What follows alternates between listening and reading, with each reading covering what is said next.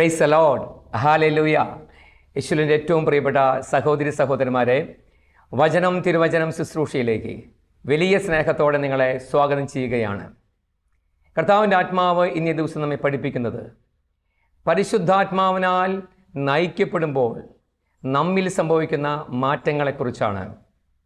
ഗലാത്യ 5:25 വാക്യം ഇപ്രകാരം വചനം പറയുന്നു: നമ്മൾ ആത്മാവിലാണ് ജീവിക്കുന്നതെങ്കിൽ ആത്മാവിൽ വ്യാപരിക്കാം.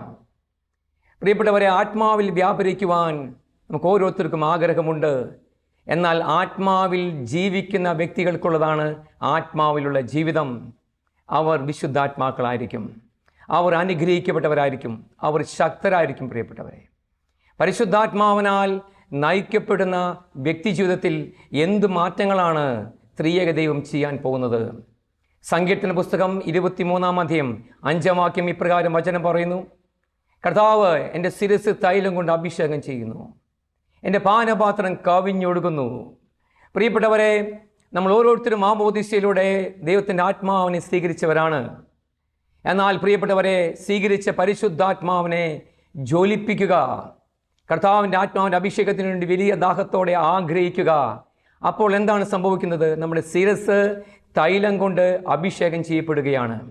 അപ്പോൾ എന്തു സംഭവിക്കും? നമ്മുടെ പാനപാത്രം കവിഞ്ഞൊഴുകും, നമ്മിലുള്ള ആത്മീയ ജീവിതം കവിഞ്ഞൊഴുകും, ദൈവശക്തി കവിഞ്ഞൊഴുകും, ദൈവത്തിൻ്റെ ആനന്ദവും സ്നേഹവും കവിഞ്ഞൊഴുകും.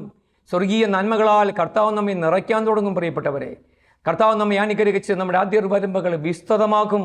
ഇത് പരിശുദ്ധാത്മാവിൻ്റെ വാഗ്ദാനമാണ്, സഭാമക്കൾക്കുള്ള ഏറ്റവും വലിയ പ്രതിഫലവുമാണ്. പ്രിയപ്പെട്ടവരെ, അതുകൊണ്ട് തിരുവചനം ധ്യാനിക്കുമ്പോൾ, പഠിക്കുമ്പോൾ, പഴയ നിയമത്തിലും പുതിയ നിയമത്തിലും ദൈവത്തിൻ്റെ ആത്മാവ് ഒരു വ്യക്തിയിലേക്ക് കടന്നു വരുമ്പോൾ സംഭവിക്കുന്ന മാറ്റങ്ങളെ നമുക്കൊന്ന് ഒരുമിച്ച് ധ്യാനിക്കാം. ആദ്യത്തെ മാറ്റം എന്താണ്? ആ വ്യക്തിയുടെ പൊസിഷൻ മാറും, ആ വ്യക്തിക്ക് വലിയ ഉയർച്ചയുണ്ടാകും. പരിശുദ്ധ അമ്മയുടെ ജീവിതം ധ്യാനിക്കുക, പത്രോസിൻ്റെ പൗലോസിൻ്റെ ജീവിതം ധ്യാനിക്കുക, പ്രവാചകന്മാരായിരിക്കുന്ന മോശയുടെയും ഏലിയായുടെയും എലീശായുടെയും ജീവിതം എല്ലാം ധ്യാനിക്കുക. എന്താണ് സംഭവിച്ചിട്ടുള്ളത്? ദൈവത്തിൻ്റെ ആത്മാവ് ഇറങ്ങി വന്നു, അവരുടെ ജീവിതങ്ങളിൽ വലിയ മാറ്റം ഉണ്ടായിരുന്നു. കർത്താവിൻ്റെ ആത്മാവ് ശക്തിയോടെ അവർ ഉപയോഗിച്ചു. പ്രിയപ്പെട്ടവരെ, ഞാൻ ഇന്നേ ദിവസം നിങ്ങളോട് പങ്കുവയ്ക്കാൻ ആഗ്രഹിക്കുന്നത് ദാവീദിൻ്റെ ജീവിതത്തിൽ സംഭവിച്ച മാറ്റങ്ങളെക്കുറിച്ചാണ്. 1 സാമുവേൽ 16 അവിടെ 12-13 വാക്യങ്ങൾ. അവിടെ പ്രവാചകനായ സാമുവേൽ സഹോദരന്മാരുടെ മുമ്പിൽ വെച്ച് കുഴലിലെ തൈലം കൊണ്ട് ദാവീദിനെ അഭിഷേകം ചെയ്യുകയാണ്. വചനം പറയുന്നു, കർത്താവിൻ്റെ ആത്മാവ് ശക്തിയോടെ അന്നു മുതൽ ദാവീദിന് മേൽ ആവസിച്ചു. കുഴലിലെ തൈലം കൊണ്ട് സാമുവേൽ പ്രവാചകൻ ദാവീദിനെ അഭിഷേകം ചെയ്ത് അന്നു മുതൽ ദൈവത്തിൻ്റെ ആത്മാവ് ദാവീദിന് മേൽ ശക്തമായി ആവസിച്ചു, പ്രവർത്തിക്കാൻ തുടങ്ങി. എന്താണ് ദാവീദിൽ വന്ന മാറ്റം? ദാവീദ് ആരായിരുന്നു? ദാവീദ് ഒരു ഇടയർ ചെറുക്കൻ. സ്വന്തം ഭവനത്തിൽ പോലും ആരും അവനെ ശ്രദ്ധിച്ചിട്ടില്ല. സ്വന്തം അപ്പൻ ജസ പോലും അവൻ അവഗണിച്ചിട്ടേ ഉള്ളൂ. അവൻ്റെ സഹോദരന്മാരിൽ ഏറ്റവും കഴിവില്ലാത്തവൻ. യുദ്ധമുന്നണിയിലേക്ക് അവനെ അയക്കുന്നില്ല, അവനെ യാതൊരുവിധ പരിഗണനയും ലഭിച്ചിട്ടില്ല. അവൻ ആടുകളെ നോക്കുന്ന സാധാരണ ഒരു ആട്ടിടയൻ. പ്രിയപ്പെട്ടവരെ, ഈ സമയത്താണ് കർത്താവിൻ്റെ ശക്തമായ അഭിഷേകം ഇതാ ദാവീദിലേക്ക് കടന്നു വരുന്നത്. പിന്നീട് എന്താണ് സംഭവിക്കുന്നത്? 1 സാമുവേൽ 16-18 വാക്യം. അതുവരെ ദാവീദിനെ കുറിച്ച് ആരും സംസാരിച്ചിട്ടില്ല. സ്വന്തം ഭവനത്തിൽ പോലും, അവൻ്റെ ഗ്രാമത്തിൽ, അവൻ്റെ പട്ടണത്തിൽ, അവൻ്റെ രാജ്യത്തിൽ ദാവീദിനെ കുറിച്ച് ആർക്കും അറിഞ്ഞുകൂടാ. എന്നാൽ 1 സാമുവേൽ 16-18 സാവൂൾ രാജാവിൻ്റെ ഒരു ഭൃത്യൻ സാവൂളിനോട് പറയുകയാണ്: എനിക്ക് ബെത്ലഹംകാരനായ ജസ്സയുടെ ഒരു മകനെ എനിക്കറിയാം. അവൻ കിന്നര വായനയിൽ നൈപുണ്യമുള്ളവനാണ്, അവൻ ഒരു യോദ്ധാവാണ്, വാഗ്ചാതുര്യമുള്ളവനാണ്, അവനെ കാണുമ്പോൾ വളരെ സുന്ദരനാണ്, കർത്താവ് അവൻ്റെ കൂടെയുണ്ട്, അവൻ പരാക്രമിയായ ഒരു യോദ്ധാവാണ്. പ്രിയപ്പെട്ടവരെ, ഇത്രമാത്രം വിശേഷണങ്ങൾ ദാവീദിനെ കുറിച്ച് ആ ഭൃത്യൻ സാവൂളിനോട് പറയുകയാണ്. എവിടെയാണ് പറയപ്പെടുന്നത്? രാജകൊട്ടാരത്തിൽ. സ്വന്തം ഭവനത്തിൽ പോലും അറിയപ്പെടാത്ത ദാവീദ് ഇതാ രാജകൊട്ടാരങ്ങളിൽ അറിയപ്പെടാൻ പോവുകയാണ്. പ്രിയപ്പെട്ടവരെ, പരിശുദ്ധാത്മാവിൻ്റെ അഭിഷേകം ഒരു വ്യക്തിയിലേക്ക് ഇറങ്ങി വന്നു കഴിഞ്ഞാൽ ആ വ്യക്തിയെ കർത്താവ് ശൂന്യതയിൽ നിന്ന് എടുത്തുയർത്താൻ പോവുകയാണ്. അവൻ്റെ അന്തർമുഖങ്ങളിൽ നിന്ന്, അവൻ്റെ നിരാശ നിന്ന ജീവിതങ്ങളിൽ നിന്ന് അവനെ കർത്താവ് ഉയർത്താൻ പോവുകയാണ്. ദാവീദിനെ കർത്താവ് ഉയർത്താൻ പോവുകയാണ്. അതിൻ്റെ ലക്ഷണമാണ് ഇപ്പോൾ നമ്മൾ കണ്ടത്. എന്താണ് സംഭവിച്ചത് പ്രിയപ്പെട്ടവരെ? 1 സാമുവേൽ 16-21 വചനം പറയുന്നു, ദാവീദിന് രാജകൊട്ടാരത്തിൽ ഒരു ജോലി ലഭിക്കുകയാണ്.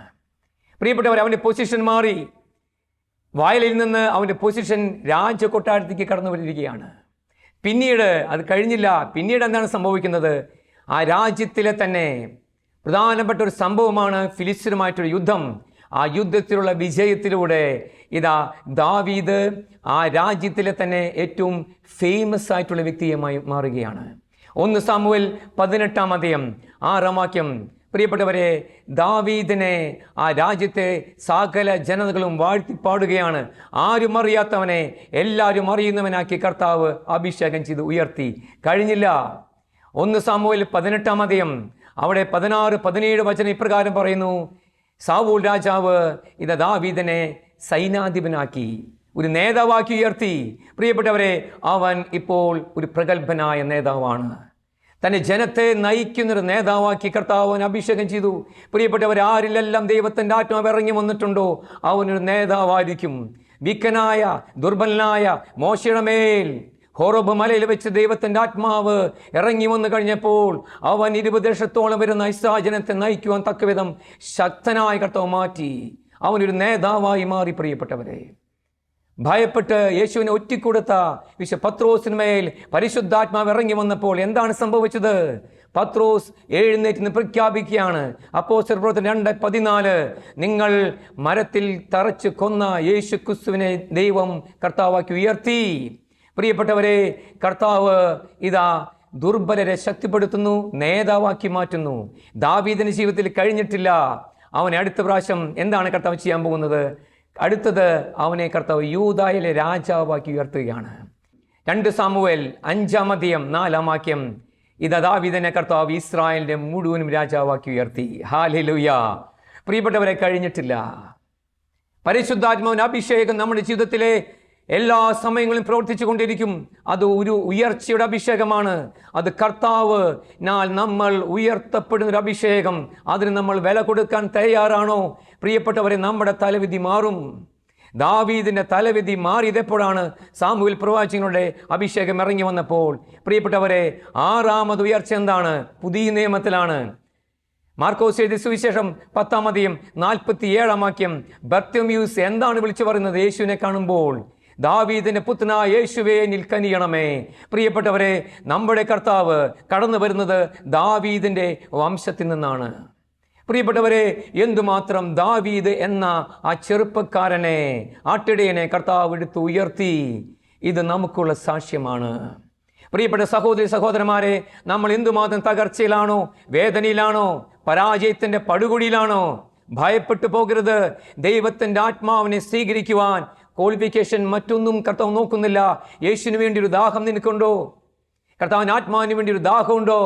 മുട്ടുകുത്താനുള്ള ഒരു ഹൃദയത്തുറവിയുണ്ടോ? പ്രിയപ്പെട്ടവർ, ദൈവത്തിൻ്റെ ആത്മാവ് നമ്മിലും പ്രവർത്തിക്കാൻ തുടങ്ങും. നമ്മയും കർത്താവ് ശക്തിയോടെ അഭിഷേകം ചെയ്യും. രണ്ടാമത്, ദൈവത്തിൻ്റെ ആത്മാവ് ഒരു വ്യക്തിയിൽ വന്നു കഴിഞ്ഞാൽ കടന്നു വരുന്ന മാറ്റങ്ങൾ, അവൻ കർത്താവിന് വേണ്ടി പൊരുതാൻ തുടങ്ങും. 144 സങ്കീർത്തനം 1-2 ദാവീദിന്റെ വാക്കുകളാണത്. എൻ്റെ കർത്താവ് എന്നെ യുദ്ധം ചെയ്യാൻ എൻ്റെ വിരലുകളെയും പടപെരുതാൻ എൻ്റെ കൈവിരലുകളെയും കർത്താവ് പരിശീലിപ്പിക്കുന്നു. പ്രിയപ്പെട്ടവരെ, കർത്താവ് പറയുകയാണ്, ഞാൻ നിന്നെ പരിശീലിപ്പിക്കും. എപ്രകാരം? എൻ്റെ ആത്മാവിനെ നിന്നെ മേലും വർഷിച്ച്. ദാവീദിനെ കർത്താവ് ഇതാ ഒരു യോദ്ധാവാക്കി മാറ്റുകയാണ്. കർത്താവിന് വേണ്ടി യുദ്ധം ചെയ്യാൻ ആ കാലഘട്ടത്തെ ശ്രദ്ധിക്കുക. 1 സാമുവേൽ 17-23-24 അവിടെ ഗോലിയാത്ത് എന്ന മല്ലൻ, ഫിലിസ്ത്യൻ മല്ലൻ ഇതാ ഇസ്രായേൽ ജനത്തോട് പോർ വിളിക്കുകയാണ്. ഇതാ വചനം പറയുന്നു, ഗോലിയാത്തിനെ കണ്ടപ്പോൾ ഇസ്രായേലെല്ലാം ഓടി രക്ഷപ്പെടുകയാണ്. അവർക്ക് പിടിച്ചു നിൽക്കാൻ പറ്റുന്നില്ല. പ്രിയപ്പെട്ടവർ, എന്താണ് കാരണം? കാരണമുണ്ട്. പോരാട്ടം പരിശുദ്ധാത്മാവിന്റെ ശക്തിയാൽ മാത്രമേ ഒരു ക്രിസ്ത്യാനിക്ക് സാധിക്കുകയുള്ളൂ. 2 കൊറിന്തോസ് 10-3-4 അപ്പോസ്തലനായ പൗലോസ് ഇപ്രകാരം പറയുന്നു, ഞങ്ങൾ ജഡത്തിലാണ് ജീവിക്കുന്നെങ്കിലും ഞങ്ങളുടെ പോരാട്ടം ജഡികമല്ല. ഞങ്ങൾ സമരായുധങ്ങൾ ജഡികമല്ല, ദുർഗമങ്ങളായ കോട്ടകളെ ഇടിച്ച് തകർക്കുവാൻ ദൈവത്തിൽ അവ ശക്തങ്ങളാണ്. ദുർഗമങ്ങളായ കോട്ടകളെ ഇടിച്ച് തകർക്കുന്ന പരിശുദ്ധാത്മാവിന്റെ അഭിഷേക ശക്തിയാൽ നമുക്ക് ഈ കാലഘട്ടത്തെ യേശുവിനെ നേടുവാൻ സാധിക്കും. പ്രിയപ്പെട്ടവരെ, ഈ കാലഘട്ടത്തിലെ തിന്മകൾക്കെതിരെ പോരാടുവാൻ ഉപദേശം കൊണ്ട് നടക്കുകയില്ല. മയക്കുമരുന്നും മദ്യപാനവും വ്യഭിചാരവും അക്രമവും അധാർമികതയും നിറഞ്ഞ ഈ കാലഘട്ടത്തെ കർത്താവിന് വേണ്ടി തിരിച്ചു പിടിക്കുവാൻ പ്രിയപ്പെട്ട സഭാമക്കളെ, പരിശുദ്ധാത്മന് ശക്തി പ്രാപിക്കുക. ഗോലിയാത്തിന് മുമ്പിൽ ആർക്കാണ് നിൽക്കാൻ സാധിച്ചത്? ആ ദേശത്തെ ഒരു രാജാവിന് പോലും പറ്റിയില്ല. പ്രമുഖന്മാർക്ക് സാധിച്ചില്ല. ആർക്കാണ് സാധിച്ചത്? ദാവീദിന് സാധിച്ചു. 1 സാമുവേൽ 17:26. എല്ലാവരും ഓടിക്കഴിഞ്ഞപ്പോൾ ദാവീദാണ് മുന്നിൽ. ദാവീദ് പറയാണ്, ജീവിക്കുന്ന ദൈവത്തിന്റെ സേനകളെ നിന്ദിക്കുവാൻ ഈ അപരിചിതൻ ആരാണ്? പ്രിയപ്പെട്ടവരെ, ഇപ്രകാരം ദാവീദിന് ചോദിക്കുവാനുള്ള ശക്തി എവിടെ നിന്ന്? ഒരു ഇടയബാലനായ ദാവീദിന് എവിടെ നിന്ന് കിട്ടി? അവന്റെ ഉള്ളിൽ പരിശുദ്ധാത്മാവിന് അഗ്നി കത്തുന്നുണ്ട്. ഒരു കൽക്കരി എഞ്ചിൻ കത്തുമ്പോഴാണ് പ്രിയപ്പെട്ടവരെ ആ ട്രെയിൻ യാത്ര ചെയ്യുന്നത്, ഓടുന്നത്, ശക്തി വെളിപ്പെടുന്നത്. ഇപ്രകാരം ഒരു ക്രിസ്ത്യാനിയിൽ പരിശുദ്ധാത്മാവിൻ്റെ അഗ്നി കത്തുമ്പോഴാണ് അത് യാത്രയാകുന്നത് സ്വർഗത്തിലേക്ക്. പിശാചിനെതിരെയുള്ള പോരാട്ടത്തിൽ മുൻപന്തിയിൽ നിൽക്കുവാൻ ഒരു ദൈവ പൈതലിനെ ശക്തമാക്കുന്നത് പരിശുദ്ധാത്മാവാകുന്ന അഗ്നി നമ്മിൽ കത്തുമ്പോഴാണ്. ദാവീദിൽ അത് കത്തിക്കൊണ്ടേയിരുന്നു. പ്രിയപ്പെട്ടവരെ, അവൻ ഒരു യോദ്ധാവായി മാറി. ഞാനിപ്പോൾ ഓർക്കുകയാണ്, 2015 മാർച്ച് 15 പാകിസ്ഥാനിലെ ലാഹോറിൽ സെൻറ്റ് ജോൺ ദേവാലയത്തിൽ സംഭവം നടക്കുകയാണ്. അവിടെ ഒരു ചെറുപ്പക്കാരൻ, അവൻ്റെ പേരാണ് ആകാശ് ബഷീർ. പ്രിയപ്പെട്ടവർ, എന്താണ് ആകാശ് ബഷീറിൻ്റെ പ്രത്യേകത? ചുറുചുറുക്കുള്ള ചെറുപ്പക്കാരൻ, വിശുകുർബാനയ്ക്ക് ദാഹത്തോടെ കടന്നു വരുവന്നവൻ, മാതാപിതാക്കൾക്ക് പൊന്നോമന, സഭയ്ക്ക് ഏറ്റവും ഇഷ്ടപ്പെട്ടവൻ, വികാരിച്ചിന് ഏറ്റവും ഇഷ്ടപ്പെട്ടവൻ. അവിടെയുള്ള ഏകദേശം 20 സന്നദ്ധ സേവാംഗങ്ങളിൽ ഇതാ ആകാശ് ബഷീറും ഇതാ സ്ഥാനം പിടിക്കുകയാണ്. അവൻ ഒറ്റാഗ്രഹമുള്ളൂ, സഭയെ സംരക്ഷിക്കണം, ദൈവജനത്തിന് വേണ്ടി പ്രവർത്തിക്കണം. അവൻ്റെ ഉള്ളിൽ ദാവീദിൽ കത്തിയ ഒരു ആത്മാവിൻ്റെ തീ ഉണ്ടായിരുന്നു. പ്രിയപ്പെട്ടവരെ, അങ്ങനെ പള്ളി നിറച്ച് ജനമാണ്. ഈ സമയത്താണ് ഒരു ചാവേർ കടന്നു വരുന്നത്. ആകാശ് ബഷീറിന് എന്തോ സംശയം തോന്നി. താങ്കൾ ആരാണ്? അയാൾക്ക് മനസ്സിലായി, ഞാൻ പിടിക്കപ്പെട്ടു. അയാൾ പറഞ്ഞു, നീ പോലും ചിതറിപ്പോകും, എൻ്റെ കയ്യിൽ ബോംബുകളുണ്ട്. പ്രിയപ്പെട്ടവരെ, ഈ സമയം ആകാശ് ബഷീർ എന്താണ് ചെയ്തത്? അവൻ ഓടിപ്പോയോ? ആ ജനങ്ങളെ വിട്ട് അവൻ ഓടിപ്പോയി. എനിക്ക് രക്ഷപ്പെടണമെന്ന് പറഞ്ഞിട്ടില്ല. ദൈവത്തിൻ്റെ ആത്മാവ് അവനിൽ പ്രവർത്തിച്ചു. അവൻ പറഞ്ഞു, ഞാൻ മരിച്ചാലും ഞാൻ നിന്നെ ഈ ദേവാലയത്തേക്ക് പ്രവേശിപ്പിക്കുകയില്ല.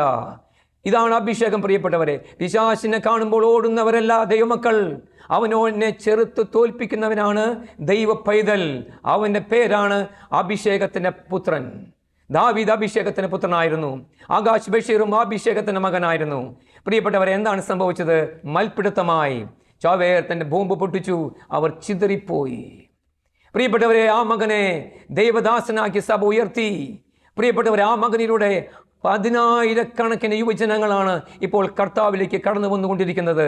ആത്മാവിലുള്ള ജീവിതം പോരാട്ടത്തിൻ്റെ ജീവിതമാണ്. പ്രിയപ്പെട്ടവരെ, അത് തയ്യാറായിക്കൊള്ളുക. പക്ഷേ വിജയം കർത്താവിനുള്ളതാണ്. അവസാന വിജയം കർത്താവിനുള്ളതാണ്. ആകാശ് ബഷീർ ഇപ്പോൾ സ്വർഗത്തിലിരുന്ന് ഇത് കേൾക്കുന്നുണ്ടായിരിക്കും. പ്രിയപ്പെട്ടവരെ, നമ്മിൽ മേൽ കർത്താവ് പകർന്ന അഭിഷേകത്തെ നഷ്ടപ്പെടുത്തി കളയരുത്. അതിന് വലിയ വിലയുണ്ട്. നിത്യജീവൻ വരെ, കർത്താവിൻ്റെ മുഖം കണ്ട് അവിടുത്തെ ആരാധിക്കുന്നത് വരെ അത് നമ്മിൽ പ്രവർത്തിച്ചു കൊണ്ടേയിരിക്കും. മൂന്നാമത് എന്താണ് കർത്താവിൻ്റെ ആത്മാവ് നമ്മെ പഠിപ്പിക്കുന്നത്? മൂന്നാമത് കർത്താവ് പറയുന്നു, പരിശുദ്ധാത്മാവിൻ്റെ അഭിഷേകമുള്ള വ്യക്തി എപ്പോഴും ദൈവത്തിൻ്റെ ഹിതം അന്വേഷിക്കും. യോഹന്നാൻ എഴുതിയ സുവിശേഷം 8:29 വചനപ്രകാരം യേശുവാണ് പറയുന്നത്, അവിടുന്ന് എന്നെ തനിയെ വിട്ടിരിക്കുകയല്ല, കാരണം ഞാൻ എപ്പോഴും അവിടത്തേക്ക് ഇഷ്ടമുള്ളത് പ്രവർത്തിക്കുന്നു. ഇത് പറഞ്ഞപ്പോൾ അനേകർ അവനിൽ വിശ്വസിച്ചു. പ്രിയപ്പെട്ടവർ, യേശുവിൻ്റെ ജീവിതം പഠിക്കുക. അവൻ എപ്പോഴും പിതാവിൻ്റെ ഹിതം നിറവേറ്റുന്നു. എന്നാൽ ദൈവത്തിൻ്റെ ആത്മാവ് നിറഞ്ഞൊരു വ്യക്തിയുടെ ജീവിതം എന്താണ് നമ്മെ പഠിപ്പിക്കുന്നത്? അവൻ എപ്പോഴും എപ്പോഴും എപ്പോഴും യേശുവിൻ്റെ ഹിതം അന്വേഷിക്കുന്നവനായിരിക്കും. അവൻ ഒരിക്കലും തൻ്റെ ഇഷ്ടത്തിന് പിന്നാലെ പോകുകയില്ല. അവൻ ഒരിക്കലും തൻ്റെ ഇഷ്ടം അന്വേഷിക്കുകയില്ല. ഇപ്പോൾ ദൈവത്തിൻ്റെ ആത്മാവ് എന്നിൽ നിന്ന് എന്താണ് ആഗ്രഹിക്കുന്നത്? യേശുവിൻ്റെ ഹിതം എന്താണ്? 1 കൊരിന്ത്യർ 2:15 പൗലോസ് പറയുന്നു, ഞങ്ങളാകട്ടെ യേശു ക്രിസ്തുവിനെ മനസ്സറിയുന്നു. 1 കൊരിന്ത്യർ 2:11 പറയുന്നു, ദൈവത്തിൻ്റെ ചിന്തകൾ മനസ്സിലാക്കുവാൻ ദൈവാത്മാവിനല്ലാതെ മറ്റാർക്കാണ് കഴിയുക? പ്രിയപ്പെട്ടവരെ, ഇന്ന് അനേകർക്ക് ദൈവത്തിൻ്റെ ചിന്തകൾ തിരിച്ചറിയാൻ സാധിക്കുന്നില്ല. അതുമൂലം എന്താണ് സംഭവിക്കുന്നത്? പലപ്പോഴും പരാജയപ്പെട്ടു പോകുന്നു. അവർ ലോകത്തിൻ്റെ വഴിയെ പോകുന്നു, ജഡത്തിൻ്റെ വ്യാപാരങ്ങളിൽ പെട്ടുപോകുന്നു. പ്രിയപ്പെട്ടവരെ, ഗലാത്യ 5:16 എന്താണ് പറയുന്നത്? ആത്മാവിൻ്റെ പ്രേരണയനുസരിച്ച് വ്യാപരിക്കുവിൻ, ജഡമോഹങ്ങളെ ഒരിക്കലും തൃപ്തിപ്പെടുത്തരുത്. പ്രിയപ്പെട്ടവരെ, ദൈവം നമ്മിൽ പ്രവർത്തിച്ചു കൊണ്ടിരിക്കുമ്പോൾ ദൈവത്തിന് വേണ്ടി നമ്മൾ ജ്വലിക്കാൻ തുടങ്ങും. വിശുദ്ധ ജീവിതത്തിന് വേണ്ടി നമ്മൾ ആഗ്രഹിക്കുന്നുണ്ടോ?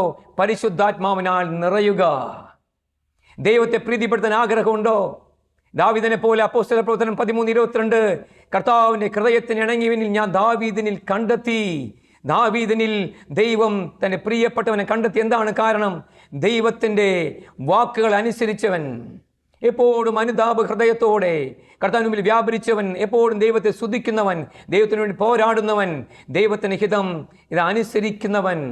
പ്രിയപ്പെട്ടവരെ, എപ്പോഴും ദൈവത്തിൻ്റെ ചിന്തകൾ നമുക്ക് തിരിച്ചറിയണമെങ്കിൽ ദൈവത്തിൻ്റെ ആത്മാവിനാൽ നമ്മൾ നയിക്കപ്പെടണം. യോഹന്നാൻ എഴുതിയ സുവിശേഷം 8:1-11 വരെയുള്ള വാക്യങ്ങൾ. അവിടെ എന്താണ് കർത്താവിൻ്റെ ആത്മാവ് വചനത്തിലൂടെ നമ്മെ പഠിപ്പിക്കുന്നത്? യേശുവിൻ്റെ അടുത്തേക്ക് ഒരു വ്യഭിചാരിയായ സ്ത്രീയെ കൈയോടെ പിടിച്ച് കൂട്ടിക്കൊണ്ടുവരികയാണ്. കൈയോടെ പിടിച്ചു. അവൾക്ക് ഒരു ചാൻസും ഇല്ല രക്ഷപ്പെടാൻ. ലോകത്തിൻ്റെ നിയമം വെച്ച് അവൾക്ക് രക്ഷപ്പെടാൻ യാതൊരു സാധ്യതയുമില്ല.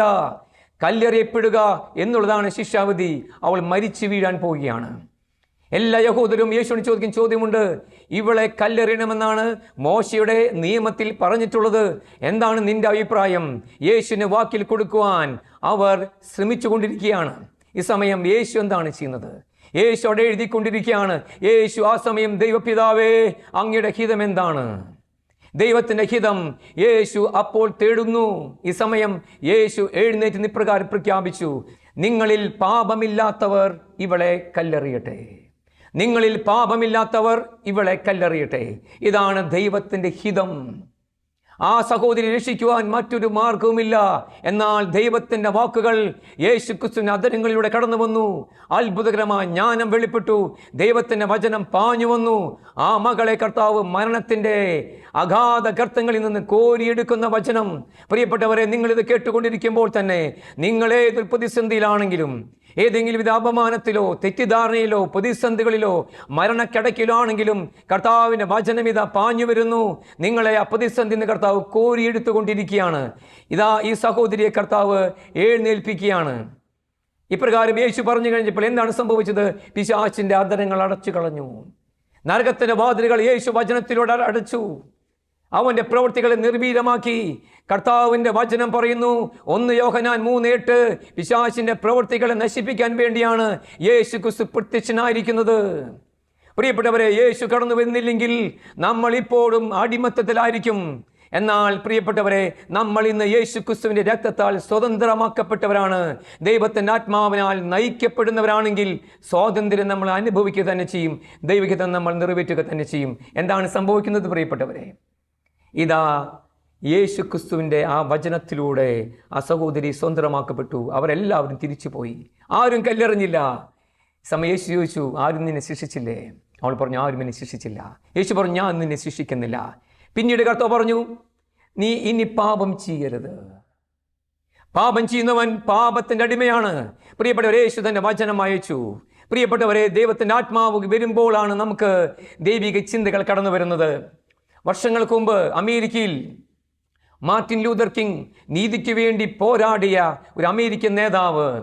മാർട്ടിൻ ലൂതർ കിങ് ഒരു സ്ഥലത്ത്, ഒരു പട്ടണത്തിൽ പ്രസംഗിച്ചു കൊണ്ടിരിക്കുകയാണ്. ഈ സമയത്ത് ഒരു അറിയിപ്പ് വരികയാണ്, സ്വന്തം ഭവനത്തിന് ഇതാ ഒരു വെള്ളക്കാരൻ ബോംബെറിയുകയാണ്. ഭാര്യയും കുഞ്ഞും അത്ഭുതകരമായി രക്ഷപ്പെട്ടു. എത്രയും പെട്ടെന്ന് മാർട്ടിൻ ലൂതർ കിങ് സ്വന്തം ഭവനത്തിലേക്ക് പോയി. അവിടെ ഒത്തിരി സമയം കറുത്ത വംശജർ അവിടെ ഒന്നിച്ചു കൂടിയിട്ടുണ്ട്. അവർ ഇപ്രകാരമാണ് പറയുന്നത്, നമുക്ക് ഒരുമിച്ച് വെള്ളക്കാരുടെ ഭവനങ്ങൾക്ക് ബോംബെറിയാം. ഈ സമയം മാർട്ടിൻ പറഞ്ഞൊരു കാര്യമുണ്ട്, പ്രിയപ്പെട്ടവരെ, ഞാൻ ഒരിക്കലും വിപ്ലവവും കലാപമോ ഞാൻ ആഗ്രഹിക്കുന്നില്ല, ഞാൻ ഇഷ്ടപ്പെടുന്നില്ല. ദൈവം നമ്മളോട് പറഞ്ഞിട്ടുള്ളത് സ്നേഹിക്കാനാണ്. ഇപ്പോൾ ഈ നീതിക്ക് വേണ്ടിയുള്ള ഈ പോരാട്ടത്തിൽ ദൈവം നമ്മുടെ കൂടെയുണ്ട്. നമ്മൾ ഇപ്പോൾ അക്രമത്തിൽ മുതിർന്നാൽ ദൈവം നമ്മുടെ കൂടെ ഉണ്ടായിരിക്കുകയില്ല. എന്നാൽ ഇപ്പോൾ ഈ നീതിക്ക് വേണ്ടിയുള്ള ഈ സമരത്തിൽ, ഈ പോരാട്ടത്തിൽ ദൈവം നമ്മുടെ പക്ഷത്തുണ്ട്. ദൈവം നമ്മുടെ പക്ഷത്തെങ്കിൽ ആരും നമുക്ക് എതിര് നിൽക്കും? റോമ 8:31 പൗലോസ് ഇപ്രകാരം പറയുന്നു. പൗലോസിന്റെ വാക്കുകളല്ല, ദൈവത്തിൻ്റെ ആത്മാവിൻ്റെ വാക്കുകളാണ് പ്രിയപ്പെട്ടവരെ. ദൈവം നമ്മുടെ പക്ഷത്തെങ്കിൽ ആര് നമുക്കെതിരെ നിൽക്കും? പ്രിയപ്പെട്ടവരെ, ആ കലാപത്തിനായി കടന്നു വന്ന എല്ലാ വ്യക്തികളും പിരിഞ്ഞു പോവുകയാണ്. വലിയൊരു കലാപം ഇതാ അമേരിക്കയിൽ മാറിപ്പോവുകയാണ്.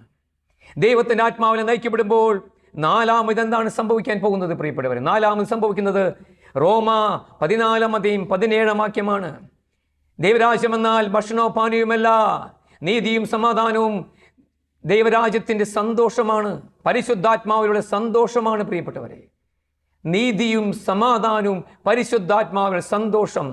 ഇപ്രകാരം യേശുക്രിസ്തുവിനെ ശുശ്രൂഷ ചെയ്യുന്നവൻ ദൈവത്തിന് സ്വീകാര്യനാണ്, മനുഷ്യർക്ക് സുസമ്മതനാണ്. പ്രിയപ്പെട്ടവരെ, പലർക്കും ഇന്ന് ദൈവത്തെ പ്രസാദിപ്പിക്കാൻ സാധിക്കുന്നുണ്ട്, പല വിധത്തിൽ പ്രാർത്ഥനയിലൂടെ എല്ലാം സാധിക്കുന്നുണ്ട്. പക്ഷെ പലപ്പോഴും എന്തുകൊണ്ട് നമുക്ക് സമൂഹത്തിൽ കർത്താവിനെ ഉയർത്താൻ സാധിക്കുന്നില്ല, സുസമ്മതരാകാൻ സാധിക്കുന്നില്ല? ഇവൻ ദൈവത്തിൻ്റെ ഒരു പൈതലാണ്. നമ്മെ നോക്കുമ്പോൾ ഒരു വിശ്വാസി, ഒരു വിജാതിയെ നമ്മെ നോക്കി പറയണം, ഇവൻ ദൈവത്തിൻ്റെ പൈതലാണ്, ഇവനിൽ ഞങ്ങൾ യേശുക്രിസ്തുവിന്റെ സ്നേഹം കാണുന്നു. പ്രിയപ്പെട്ടവരെ, ആത്മീയത എന്ന് പറഞ്ഞാൽ ദൈവത്തോട് മാത്രമല്ല, ആ ദൈവം നൽകുന്ന ചൈതന്യം ഉപയോഗിച്ച്, അഭിഷേകം ഉപയോഗിച്ച് ദൈവരാജ്യത്തിൻ്റെ പണിയാളികളായി, ദൈവരാജ്യത്തിൻ്റെ മുന്നണി പോരാളികളായി നമ്മൾ സമൂഹത്തിൽ പ്രവർത്തിച്ച് ഇത് പാപത്തിൻ്റെ അടിമത്തിൽപ്പെട്ട് കിടക്കുന്ന ദൈവജനത്തെ വിടുവിക്കുവാൻ ആണ് കർത്താവ് നമ്മെ അഭിഷേകം ചെയ്തിരിക്കുന്നത്. പ്രിയപ്പെട്ടവരെ, ഇത് നമുക്ക് നൽകുന്ന ഒരു ദൗത്യമാണ്. സുസമ്മതരാകുവാൻ പരിശുദ്ധാത്മാവിനെ കൂടിയേ തീരൂ. പരിശുദ്ധാത്മാവില്ലാതെ ഒരിക്കലും നമുക്ക് ദൈവത്തെയോ ദൈവജനത്തെയോ പ്രസാദിപ്പിക്കാൻ സാധ്യമല്ല.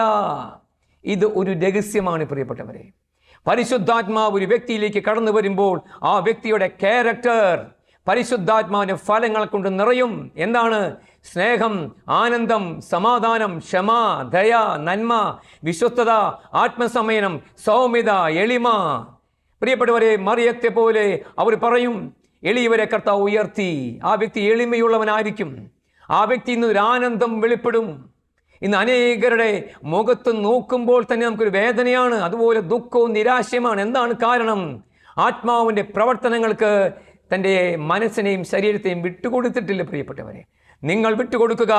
ഏതൊരു സഹനത്തിൻ്റെ മധ്യേയും, ഏതൊരു പ്രതിസന്ധിയുടെ മധ്യേ, ഏതൊരു തകർച്ചയുടെ മധ്യേ നിങ്ങളുടെ മുഖത്ത് അപ്പോസ്തല പ്രവർത്തനം 6:15 എസ്തഫാനോസിനെ കണ്ടവർ ദൈവദൂതന്റെ മുഖത്തെ പോലെ കണ്ടു. എന്താണ് കാരണം? അവന്റെ മുഖത്ത് നിന്ന് ഒരു പ്രകാശം കടന്നു വന്നു. അത് പരിശുദ്ധാത്മാവിന്റെ അഭിഷേകമാണ്. പ്രിയപ്പെട്ടവരെ, അപ്രകാരം അഭിഷേകമുള്ള വ്യക്തികൾക്ക് ധാരാളം ആത്മാക്കളെ യേശുവിന് വേണ്ടി സ്വാധീനിക്കാൻ സാധിക്കും, നേടുവാൻ സാധിക്കും. ഇത് കർത്താവ് നൽകുന്ന ഒരു രഹസ്യമാണ്. അഞ്ചാമത് ദൈവത്തിൻ്റെ ആത്മാവ് നമ്മെ പഠിപ്പിക്കുന്നത് എന്താണ്? അത് അപ്പോസ്തല പ്രവർത്തനം 2:42 പരിശുദ്ധാത്മാവിന്റെ അഭിഷേകം ഇത് ആദ്യമ ക്രൈസ്തവ സമൂഹത്തിൽ ഇറങ്ങി വന്നു. പെന്തക്കോസ്ത ദിനത്തിൽ ഇറങ്ങി വന്നു. ഇതാ 3000 പേർ ഒറ്റ ദിവസം കൊണ്ട് മാനസാന്തരപ്പെട്ടു. വചനം പറയുന്ന അവർ ഇതാ അപ്പോസ്തലന്മാരുടെ പ്രബോധനം, കൂട്ടായ്മ, അപ്പം മുറിക്കൽ, പ്രാർത്ഥനയിൽ സദാ സജീവമായി പങ്കാളികളായി. ആരും അവർ വിളിച്ചിട്ടില്ല, നിർബന്ധിച്ചിട്ടില്ല. എന്നാൽ കർത്താവിൻ്റെ ആത്മാവ് ഇറങ്ങി വന്നു കഴിഞ്ഞപ്പോൾ അവർ വചനത്തിനായി ദാഹിച്ചു, കൂട്ടായ്മയ്ക്ക് വേണ്ടി ദാഹിച്ചു. ഓരോ വിശുദ്ധ കുർബാനയും അവർക്ക് വലിയ അനുഭവമായി മാറി. അവർ പ്രാർത്ഥനയിൽ ലഹരി പിടിച്ചവരായി മാറി. പ്രിയപ്പെട്ടവരെ, നമുക്ക് പ്രാർത്ഥിക്കാം. ഈ 5 കർത്താവ് നൽകുന്ന സമ്മാനങ്ങളും നമുക്കുള്ളതാണ്, നമുക്കത് അവകാശപ്പെട്ടതാണ്. പ്രിയപ്പെട്ടവരെ, നമുക്കത് സ്വീകരിക്കാം. നമുക്കൊരു നിമിഷം പ്രാർത്ഥിക്കാം. കർത്താവ് യേശുവേ, അങ്ങയുടെ പരിശുദ്ധാത്മാവിനെ ഞങ്ങൾ മേൽ വർഷിക്കണമേ. ആത്മാവിനാൽ ഞങ്ങൾ നയിക്കപ്പെടട്ടെ എന്ന് പ്രാർത്ഥിക്കുന്നു. ആമേൻ.